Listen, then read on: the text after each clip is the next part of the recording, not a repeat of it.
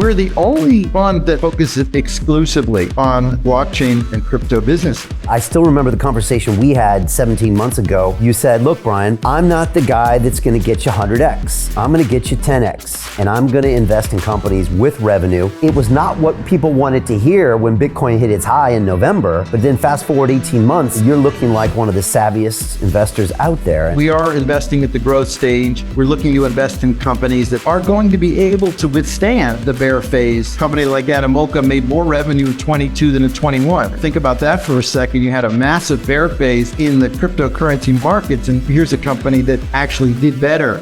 Of the 26 investments, we only had one that was impaired. It was only 2.5% of total assets. I think you had a term where you said under the hood, there's a lot going on. All of these things are growing and building. The price of Ethereum can stay the same, and they're still going to create hundreds of millions of dollars of value. We try to pick established companies that are making big chunks of revenue because they have the flexibility to take that risk, add that business line, buy that small company that could be building the future. You plan on just introducing synergies between all of those companies. You can create a ton of value for your portfolio companies. We are going to be very focused on helping bring some of our companies to the public markets. 5 years from now, Coinbase is not going to be the only public crypto blockchain business in the world. 10 trillion is what I call would be the value of the digital asset ecosystem, which is the value of all the cryptocurrencies and all the equity in the space.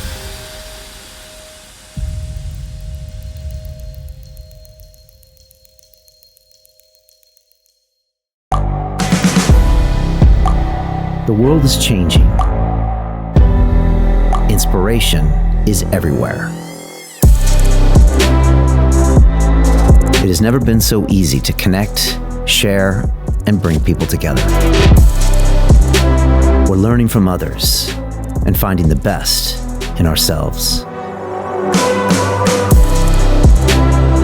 Challenging our beliefs. Sharing our vulnerability. Overcoming our fears. Transforming ourselves so we can transform the world. How far can we go? This is London Real. I am Brian Rose. My guest today is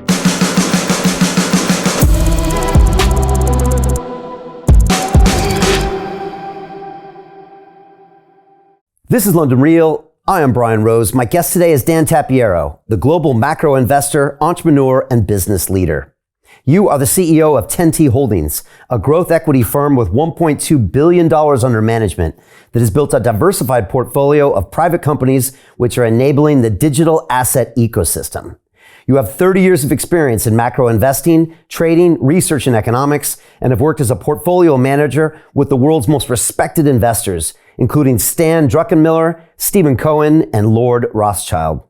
You previously described Bitcoin and blockchain technology as historic inventions akin to the birth of the combustion engine that will transform our world. Recently, you've said that your initial estimation of a $10 trillion market cap for crypto was conservative and that it could be double that, or $20 trillion in the next decade. You're now in the process of raising an additional $1 billion for your new fund, One Roundtable Partners, in order to invest in mid to late stage digital asset ecosystem companies. Dan, welcome back to London Real. Hi, Brian. Great to see you. Again, that was nice seeing you also in Paris. That was fun. Yeah, it was great to catch up. And look, I can't wait to dive into this. Super excited to talk to you. Before we get started, just want to say if anyone's interested in learning more about your new fund, One Roundtable Partners, they can go to londonreal.tv/Dan for more information. Here at London Real, we will be investing in One Roundtable Partners via London Real Ventures, and you can learn more about us at londonreal.ventures. Dan, we caught up in Paris, and I got to say, you were glowing in Paris. Like you were on your game. You told me you just deployed over $100 million of capital in Q4 into 7 different businesses, you know, while everybody else was pretty much licking their wounds. And I just want to say, like, how were you able to do this when everyone else was, you know, doing the opposite in Q4 of last year? Well, I don't know that everyone else was doing the opposite, but there was a lot of panic, as you know, after the FTX fraud. And, I was talking yesterday with one of our LPs, who's an old-time commodities trader, and he noted the same thing I did, which was that, again, on the announcement of that fraud, the Ethereum price couldn't go down and make a new low. The Bitcoin price went down, made a new low, but then sort of popped right back up. And, if you've been trading in the markets a long time, like we have, those are telltale signs for a market that's sold out. And what that just means is if a market can't go down and make a new low on what is probably the worst news that you could possibly imagine, it just tells you the selling in the bear phase, it's either petering out or it's completely done. And he took the same signal as I did, watching the market very carefully. It held in very well. And again, we make 10-year investments. It's a 10-year life fund. I'm not trying to market time our purchases, but I can't take that macro hat off completely. And when I think there's a low in the space, I want to deploy a lot. And when I think that there's too much froth, what we tend to do is we just back off and pass. And last year we passed on over 100 deals. And that was largely because, the valuations were so crazy, 50, 80 times revenue for some of these businesses in our space. But so I wouldn't say I was the only one, but that signal was pretty clear. And I thought, okay, everyone is panicking. And there are a lot of businesses that we really like. Of the 7 we bought, 4 were in the secondary. And so you have people, whether they're seed investors who just want liquidity or funds that invested in the space that are pulling out a little bit. We were able to buy in the secondary at a 50 to 80% discount from previous rounds. Now, just to be fair, some of those previous rounds were, hugely overextended. But still, good valuations. And I still see them. The market is still there for a lot of those ex-high flyers.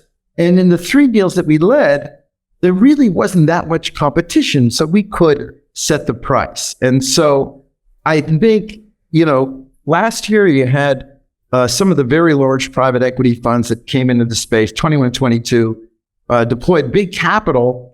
And I think they're just used to buying sort of SaaS tech businesses, which you can put a very high multiple on.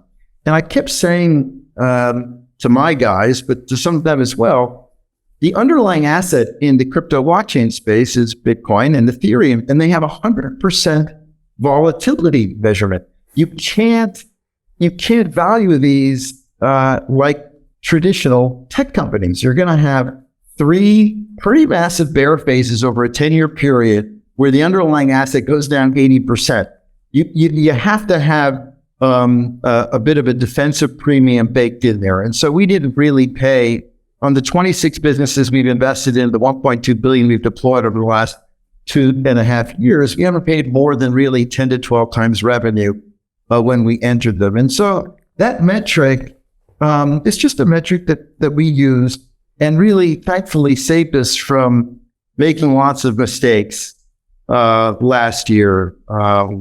So I would just say that in the beginning part of the year, there were quite a few signs of, it's just overvaluation euphoria, and we pulled back. And then when I saw the markets were holding in well like that, I just thought, let's deploy the remainder of our fund 3. So it was a little bit of old time macro feel, a little bit of like, let's stick to our valuation metrics and process. So yeah, we were quite fortunate in that regard. Yeah, I love it. And I still remember the conversation we had 17 months ago where you said, look, Brian, I'm not the guy that's going to get you 100x. I'm going to get you 10x, and I'm going to invest in companies with revenue. And you started listing the companies, Deribit, Ledger, Yuga Labs, Animoca, Kraken, Gemini, Nova Labs, formerly Helium, and it goes on and on. I mean, these are the best of the best in this space and real infrastructure plays. And it was not what people wanted to hear when Bitcoin hit its high in November, But then fast forward 18 months and you're looking like one of the savviest investors out there. And it's just really interesting because I still remember you saying that to me, like, I'm the one that's going for the 10x returns. And well, 5 to 10x. 5 to 10x, right. 10x on the portfolio over a 10-year period. We have to, but it's definitely not a venture strategy, which I always say is make 10 investments, 9 go to zero, when one ends up being Google. But no, we certainly do. We look, we are investing at the growth stage. We're looking to invest in companies that have, minimum sort of 30 to 50 million in revenue. Businesses that, are going to be able to withstand the bear phase. And we had one last year. Of the 26 investments, we only had one that was impaired. And, it was only 2.5% of total assets. So it didn't really impair us. And that was partially, why I had the sort of wherewithal and comfort to be allocating in Q4, because we didn't really feel all that pain that was in the rest of the space. And certainly many of those liquid hedge funds that have to mark to market every month. I mean, I was in that business in the macro world for a long time. And, I lived through tremendous periods of pain. And I think the skill really is to get exposure to the space, to the growth and the overall value of the digital asset ecosystem, but without the volatility or, that other people are experiencing. And so, some people have said it's a sleep well at night strategy. Yeah, I mean, I do think the portfolio is going to make us 5 to 10x over that 10-year period. And we're not going to be the best performer in the space. But it's a bit strange. I still feel we're the only fund that I'm aware of that focuses, the only growth equity fund that focuses exclusively on blockchain and crypto businesses. So it gives us a little bit of an edge. We've sort of built our own ecosystem now. The companies that we're looking at for the fourth fund that I'm doing are going to be plugged into that ecosystem. And you can see what all the companies are on my website. I mean, they're all right there. And you're right. I mean, I feel like those are core companies to the ecosystem. We're going to come back 5 years. They're all going to be, still around and thriving. So it's wild because completely independently of our relationship inside my crypto and DeFi Academy, like literally I just kicked off my class, my 4-week class, and they're buying Nano Ledger X's to set up their hot wallets. By module 4, they'll be buying a call option on Ethereum on Deribit. And it's just wild. I mean, we've had Yatsu from Animoca Brands on here. It's just wild how your investments are, they literally are key infrastructure in this entire ecosystem. And that's just me choosing the right things for my students to use. And it happened to be your investment. So I don't think there's a coincidence there. I think you looked at those things and chose. And like you said, you're the only one doing that in this space. Well, I was, it's like a blue chip strategy in a way. I mean, the difference really is that, I don't know, I seem to be the only guy out there who thinks that there are blue chips in the digital asset ecosystem. I mean, these are companies in some cases making hundreds of millions of dollars of revenue. Company like Animoca made more revenue in 22 than in 21. If you can, think about that for a second, you had a massive bear phase in the cryptocurrency markets. And here's a company that actually did better during the bear phase. And we have actually 5 or 6 companies that did better in 22 to 21. So that really helps the portfolio. Obviously, the exchanges were all marked down 30 to 40%, and in some cases more.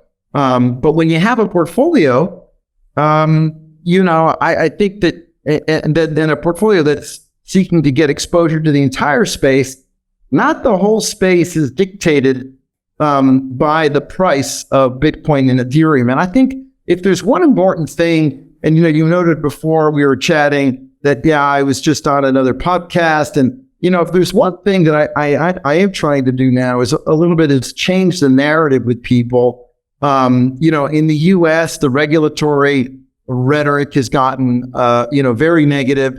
But then all of a sudden in the UK and Hong Kong, Singapore, Dubai, Abu Dhabi, the interest has picked up. And, that Paris meet that we did was the end of a 1 month long trip that I'd done. And, changing the narrative, really to let people know that there are a lot of things going on in this space. I call them sort of subsector activity. And that subsector activity did not exist at the end of the previous bear in 18, early 19. And what am I talking about? I'm talking about, there was no DeFi, 2.5, 3 years ago. Today, you've got 50 billion TVL or whatever the number is. Last year, you had $8 trillion of stable coins settled. Okay, that's in a bear phase. That hit an all-time high. 3 years ago, there were no stable coins. You've got a massive NFT market that, despite the ups and downs, I think is thriving, did not exist 3 years ago.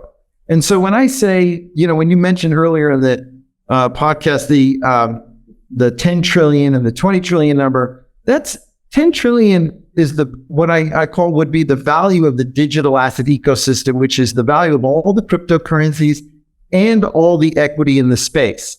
And when I had the idea for my first 3 funds, 10T, that was about 300 billion. And today we're at 1.7 trillion. The high was 3.2 trillion. But just think, we're still up over, 5 times in 3 years. Like, how many people have assets in their portfolio, certainly that big, that go from 300 billion to 1.7 trillion? And I think it's bottomed out. And during the next bull phase, which I think to really pick up momentum in the second half of 24, 25, I think we're going to be punching up certainly over 5 trillion in terms of the total value. The idea for 10T was that we were going to hit 10 trillion in 10 years. And I just simply wanted to, have that marked somewhere. So I put it in the name of my fund. So that people wouldn't think that, me calling for a 30x in the value of this ecosystem in 10 years, is a bit nutty. I don't recall ever doing that myself in any other asset or asset class. But it just seemed sort of reasonable. But now as we get there are all these new areas that are growing up that I couldn't even imagine 3 years ago. Look, you have a DeFi Academy.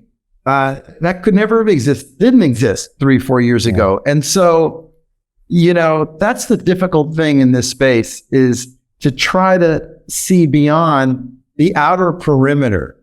And we look to invest in CEOs that have the ability to pivot to that unknown. I think it's a very difficult thing, but you mentioned Animoca. I think someone like Yat has that ability. Pascal at Ledger, I think, has shown that ability. The twins at Gemini also, I think their purchase of Nifty Gateway was very prescient. I see that they're going to be doing some innovative things in the future as well. So, we try to pick established companies that are making, big chunks of revenue because they have the flexibility to take that risk and, add that business line, buy that small company that could be building the future. And it's a future that we're not even really sure about. So it's a little bit tricky. We have a pretty big venture component embedded within these more established companies. And so we get a little bit of that extra venture kick, but I don't feel like we have the risk, that having just straight out venture bets, that you have. And I think it's important that we change that narrative because, like you said, up until 18, 19, the only thing to talk about in crypto was probably the price of crypto. Even back in 14, 15, 16, when I was interviewing people like Andreas Antonopoulos, the only thing that mattered was the price of Bitcoin.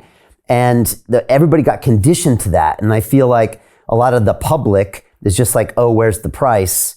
And I feel like these days that is missing the point. Because I think you had a term where you said, under the hood, there's a lot going on. And I was having this conversation with one of my students the other day. I said, look, the price of Bitcoin can stay the same for 2 years. And the companies that we're investing in are going to do incredible things. And again, We've just invested in a company called Vatum that's building metaverses for Fortune 100 companies where a customer can go into a metaverse like Frito-Lay did for the FIFA World Cup, and they don't even know they're in a metaverse. They don't know they're connecting to a digital wallet. They're just having an amazing experience where they own things and they're in a social atmosphere. And they're building these things. Same with Orange Comet is building metaverses for things like The Walking Dead and Scottie Pippen of the Bulls. And all of these things are growing and building. And the price of Ethereum can stay the same. And they're still going to create, hundreds of millions of dollars of value. And so, but you have to communicate that narrative, because I think the public, which maybe means your congressman, is still thinking it's about the price of a crypto asset. Yeah, and trading. And it's not just about trading. No. And, they're like, 32-year-old bros pumping and dumping tokens. And, unfortunately, there are bad actors in the space. We saw that with FTX. The ICO boom and bust, there are many bad actors, people pushing those kinds of tokens on sort of unsuspecting people. I mean, it's unfortunate. They're, with creativity and entrepreneurial activity and sort of a open playing field, you're always going to get some bad actors. But what's incredible is that some of the regulators in the US are just hyper-focused on those handful of incidents rather than what's going on in this broader ecosystem. Some of the things you mentioned are spot on. I mean, Starbucks and Polygon relationship, that's incredible, right? Like the thing that, I think we talked about a little bit, the California DMV, using the Tezos blockchain. Yeah, talk about that. Because you told me about this in Paris, and I was like, yeah. I know. We did a little more digging. Look, it was an announcement. We think it's happening. Someone said to me, "Oh, Dan, that's fake news." And I'm like, no. My analyst and I, we dug into it. It's not fake news. They have, partnered with a company that is going to put, California state licenses and title deeds to your car on this Tezos blockchain. And, we've dug a little more, not exactly sure specifically why Tezos, but there must be a specific reason that chain has, there's a specific use case. I mean, as you know, all these different chains are trying to optimize for different things. And I think, I do think it's important to highlight to people listening that, look, Bitcoin and Ethereum are different in my mind than the other chains at this stage. They've reached network effect. Bitcoin is pure collateral, is unpenetrable. It is a security apparatus. I do think it is a store of value. It's been the greatest performing asset over the last, 10, 12 years, again, with a lot of volatility. I don't see that changing. And Ethereum, has been built for a little more flexibility and programmability. And, there's a huge programmer community now that's in the last 3 years come into the Ethereum ecosystem. And so, I think that there are many use cases there. Many of the NFTs are on top of Ethereum. And so I think those are proven use cases. And the other chains, it's a dog-eat-dog world out there. And the guys that can prove, their usefulness will survive, and 5-10 years from now, we'll have it established niches. I don't think we need to use Bitcoin for absolutely every single thing. You don't need, that being said, you have Lightning on top of Bitcoin, which is great for payments, and, they are adapting a little bit. But I kind of like the fact that Bitcoin is a sort of pure proof of work back, cryptocurrency, that the security of it is impenetrable, etc. But again, just to focus on that and to ignore all of these other developments. And I would say, what people are calling the Web 2 movement into Web 3, right? A lot of these traditional tech companies, corporations, they are trying to incorporate blockchain into their business models one way or another. You have even car companies, Fiat, for instance, what was the other Italian company that is putting all of their car parts on a blockchain? Maybe it was Alfa. I think it was Alfa Romeo. But anyway, the point is that 3 years ago, you had none of this, right? And so I'm this macro guy. I'm looking at things from, 20,000 feet. That's just my background. And I just see so much improvement, like so much innovation. And then every single day, the traditional press is hammering the space. Today, Brian Armstrong said he would consider moving Coinbase out of the US. Like that, I mean, we only have 3 exchanges, right? We've got Kraken, Gemini, and Coinbase. And Coinbase is the only real crypto, blockchain business that's public. I mean, aside from Galaxy, which is a little smaller, but to think that we are going to push sort of the preeminent exchange, especially for retail, outside of the US. I mean, it's almost a horrifying thought. I don't know what, I know you've been, I'm sure, involved in many of these discussions with all the people you speak with, but, that would really set the US back, I think. Yeah, well, let's talk a bit about that because, for the past 60, 70, 80 years, the US/Silicon Valley has led pretty much every major technology adoption. Not only led it, but dominated it. And you might have actually brought this up maybe the last time you were here. And I've heard you quoted on another show and saying that now 85% of crypto trades happen outside the US. Obviously, you've got regulation coming in. Obviously, Gensler at the SEC doing his thing, Congress doing other things, Coinbase talking about leaving. And then you just went on this trip around the world. You went to Abu Dhabi, you went to Dubai, you went down to Australia, and you came back with some really interesting observations, Dan. And I'd love it if you could share it with us. One of the ones that really struck me was that you said down in Australia, they understand 2 things that maybe in America people don't, and it's crypto and currency. And I thought that was interesting because in America, you don't think about currency much because you're surrounded by dollars and nothing else matters. I think it was Terence McKenna that said, I don't know who discovered water, but it certainly wasn't a fish. And so you go to these other places and they get it. They're like, oh, I see the need for that. I see the need for this, especially Dubai, which is the city of the future. And they're building everything potentially to be on the blockchain. I think everything they do is digital in Dubai. Just maybe we'd love to see your reflections on what you've seen globally. And I know you're getting investors from a lot of these areas as well. Our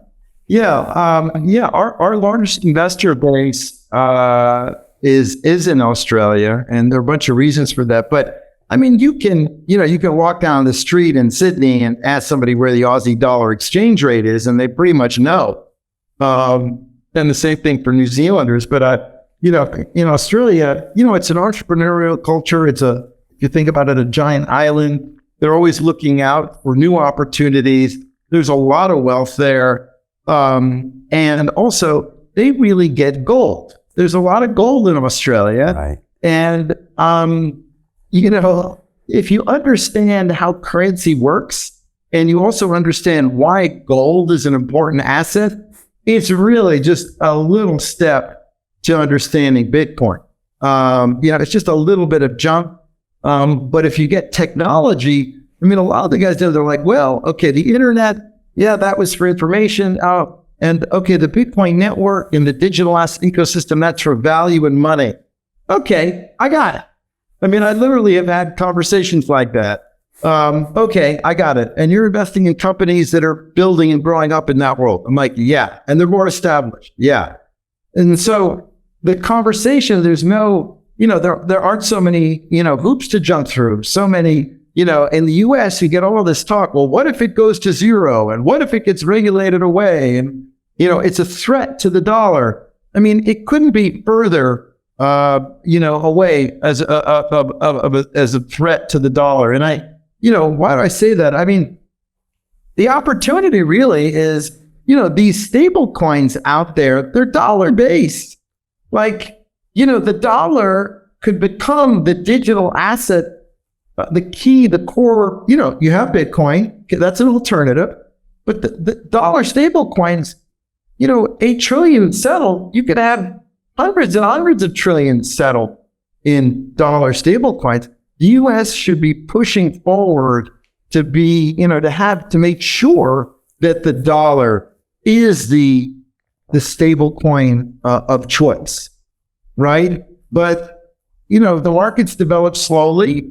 Well, I mean, slowly. I mean, it was 0 3 years ago, and now it's much bigger. But if the U.S. ever laid out a friendly framework, I mean, it would just explode. And I think some of the foreigners just don't understand, like, so Dan, what's really going on there? And I'm like, I have no idea. I mean, I don't know. I don't understand what all the hesitation is about. I've been saying this for 3 years. I mean, the first interview I did on this whole topic in the summer of 19, there's a big part of that was on Real Vision with Raul, was I just don't understand why we don't, I don't want to say weaponize this, but why don't we take advantage of this and, make sure that the dollar is in the middle of the digital value world? It's that, what? It's kind of happening on its own a little bit, but there is a possibility that it doesn't, that some other countries, a group of countries, take advantage. And, if they do, then so be it. The U.S., I've always believed in free markets. I've always believed in competition. And if the U.S. is falling behind right now, it doesn't mean it's going to be behind 5 years from now. We have an election coming up. I think having, 80-year-olds running the country, I've said this a bunch of times, it's just not really optimal for us. But I think the foreigners, they're wondering what they get that the U.S. doesn't, because as you said before, the U.S. is led in technological financial innovation, and now they're, firmly at the back. Emerging market countries understand this concept even better. I mean, Bitcoin has a finite amount. Many of these currencies, emerging currencies, have, I guess, I don't want to call them supply schedules, but are being devalued dramatically by the fiscal and monetary authorities. I mean, you look at Argentina and, at some of the other emergers where, you have tremendous devalues, Turkey, those populations are already bought in. They already understand it, get it. So I just think it's a matter of time, really, for the U.S. And so it's not really, I don't answer that question, oh, yes, this is a threat, right? The Financial Times still has a very backwards looking perspective on this, as does, of course, the New York Times, the Journal, all these things. I mean, I don't really read the newspapers anymore, and people in our space, sort of don't. I mean, I don't, my kids haven't maybe ever read a newspaper. That crazy. So, you don't read the Wall Street Journal anymore. You don't read the Wall Street Journal or the Financial Times. No, I did I read the FT every single morning. It was required reading for all my analysts every day, probably for about 20 years and 25 years. And then it's just they're talking about old macro stuff. Yeah. Some central bank tweaking of array, the traditional macro cycle, traditional companies. It's all in the past, so it's very... Yeah, they feel like these... No, for me, I don't know. They feel like these lagging indicators, and when they do dive on anything into the blockchain or web, it always seems like they don't really know what they're talking about. It's just way off. I read an article in the Times or these, and I'm just like, that's not what's going on. That's what people thought was going on a year ago, and that was wrong too. So, right? So they're not even a source for that information. So yeah, I don't read those anymore. Just while you mentioned it, speak briefly on the age thing, because you said something interesting recently that your daughter, she's 18, I think she's at NYU, and she had to go to the bank to get an apartment or something, and they needed some, registered check, and she was just like, I don't think there's banks here. Like, she didn't have a relationship with a bank.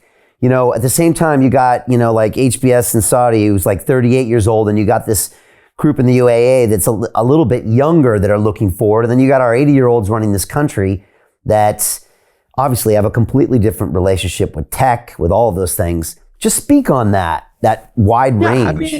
You've kind of described it. I'm just relaying what I'm observing. I don't have any bias necessarily against old people. I just see that, I go to Saudi Arabia, to Riyadh, and you can really feel the energy there. MBS is 38 years old, and there are a lot of super futuristic projects like NEOM, and people think potentially those are nutty. But whatever it is look, they're taking risks, they're evolving. I know women are now actively involved in running the government, whereas 5 years ago there were probably none. There's a lot of cultural change, and part of that is also thinking about future and future currency and future payment systems. They're just embedded. When you're 38, you can have a 20, 30-year view. When you're 80, you kind of don't. And, you're sort of stuck looking back. I don't think they really understand. They certainly don't understand the Satoshi white paper. I don't think even the concept of digital value, like what does that mean, right? It's so esoteric. Yeah. And look, it's not completely their fault. I mean, if I were 80 today, I'd have a hard time with it, right? I mean, I get it. That being said, there's a time where you just step aside, where you realize, look, I'm sort of out of the flow. My leadership skills, are not really great for taking us, to where we need to be over the next 20 years. But there's an entrenched group there of, I guess boomer or whatever it is, a little older. And they're really stubborn. And I think, not really working at the best interest of the country.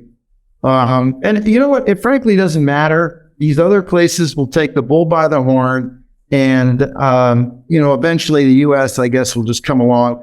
It's not really so much about like all these different nationalist things. I mean, we've talked a lot about the U.S. and non-U.S. But, you mentioned 85% of the total world trading volume is outside the U.S. This is really, and I've said this many times, the first truly global macro, financial phenomenon. There's nothing that, there's a person in every single country who has a digital wallet, who owns a currency across the socioeconomic strata. It really is sort of the most wide-ranging, I think, financial development, really since the uptake and usage, et cetera, of gold. I think gold is the only other thing that if you go to any country around the world, then they know what gold is, no matter how wealthy or, how much of a, or whatever it is. I think that everyone knows about gold, but there hasn't been anything, even the dollar is, I don't think, is owned certainly as much as Bitcoin even today. So that's maybe a little difficult for us as Americans to handle, right? We're not really an outward-looking country.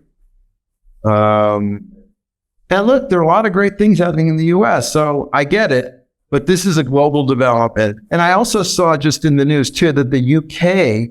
is moving towards, this was today, more of a proper framework for cryptocurrency. So one thought at the back of the mind to have is, the 1970s, the Eurodollar market developed in London, not in the U.S. Yeah. So, this regulatory arbitrage, as some people call it, that London, has been, fighting to maintain relevance in the financial front for, I think always. It hasn't been sort of the global leader for a long time. But they do stake out like ground at the periphery like this at times. So wouldn't it be interesting if the UK, I started having some of my companies go public in the UK. Yeah. And then the US is all of a sudden, well, why are these American blockchain crypto companies going public in the UK? Like, shouldn't we be doing this on NASDAQ? And then the next thing you know, the rules change. So that's what I mean when I say don't count the US out and that competition is healthy. Let these other places lead for now. It's happened before, right? It's happened before. Yeah, I can only hope that happens. I still remember on my first day on the swap book at Bankers Trust in 1993 when they were explaining to me what it worked, the Eurodollar and the LIBOR. LIBOR stands for what? London interbank offering rate. Why is that in London? Exactly. Like this whole market evolved kind of under the nose of America and it became the standard. So yeah, it's a great example of how something can be developed overseas.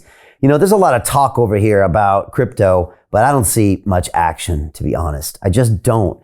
And I think a lot of times our Western governments are caught up with so much nonsense in the politics system that they can't take action. And, you know, when I go to visit a place like Dubai, I was at the Future Blockchain Summit in Dubai last October. I'm going back this October. And I was blown away by that place. I was just so impressed. Yeah, me too. It's incredible. And I actually been there about 15 years earlier, and I was like, eh. And then you hear all the things about Dubai. Oh, it's just a bunch of buildings and that. And you get there and you realize, like, that's not true. There's a culture there. I mean, I'll be honest, Dan, more people stop me in the Dubai Mall to say, hey, Brian from London Real, than they do in London. You know? No. Yeah, it was crazy. Left and right. The first day I got there, some guys stopped me Were you wearing that suit? Yeah, well, I wasn't even wearing the suit. No, I think I was actually. But like the first day I was there, some guys stopped me from Kuwait. They're like, we've been watching you in Kuwait. And I was like, whoa, this is getting weird. But like super educated population. One thing I said about Dubai is that, you know, you don't see a lot of people, like when you're walking around in that mall in that city, like people are there with a purpose. You know, nobody's phoning it in Dubai. Whereas if you go to a city like London, there are people here that are phoning it in. There, if you're there for a reason. Whether you're a cab driver or you're there in the service sector, or you're there as an entrepreneur, everybody's there. Everybody wants to be there because this is a place of opportunity. It's the city of the future. I sat down with Dr. Marwan Al-Zaruni, who was working at Digital Dubai. Now he's working on this outwardly facing to the world digital Dubai plan, where they want to basically encourage any company to do business there physically or virtually. I mean, they're thinking way ahead of the game. You know, everything is completely digital there, legit. The police department's off issuing NFTs, and you're in this place. And I pulled out my phone, Dan, and I was walking through the mall, and I recorded a vlog, and I recorded the vlog, and this title came to me, Dubai is what America used to be. And I thought about... I mean, there is some feeling about that. Something like that. I thought about my grandpa who Hong Kong in the 90s. Yeah, maybe that. I just thought about my grandpa who just, you know, he could go west in America. He could get land. He could build a business. There wasn't going to be the taxations, and he could just go do things that would grow the country. And I'm just curious what your thoughts are on Dubai and the vibe of the UAE and all that over there.